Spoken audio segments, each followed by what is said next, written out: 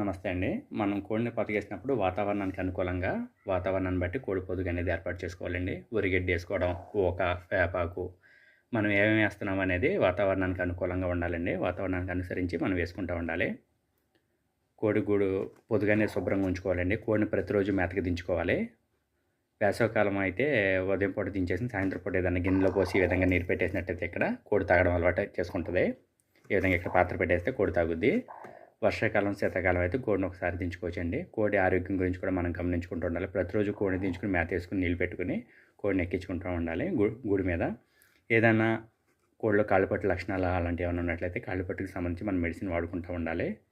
అదేవిధంగా మొదటి 6 రోజులు గుడ్లు రొటేషన్ అనేది చాలా ఇంపార్టెంట్ అండి. కోడిని రొటేట్ చేసుకుంటే లేకపోతే మనం ఈ విధంగా తిప్పుకున్నట్లయితే గుడ్లని 6 రోజులు చాలా ఇంపార్టెంట్. 18వ రోజు వరకు ఈ విధంగా చేయవచ్చండి. దీనివల్ల పిల్లల్ని మనం ఎక్కువ పొందవచ్చు గుడ్ల నుంచి. ఈ వీడియో కనుక మీకు నచ్చిన వీడియో లైక్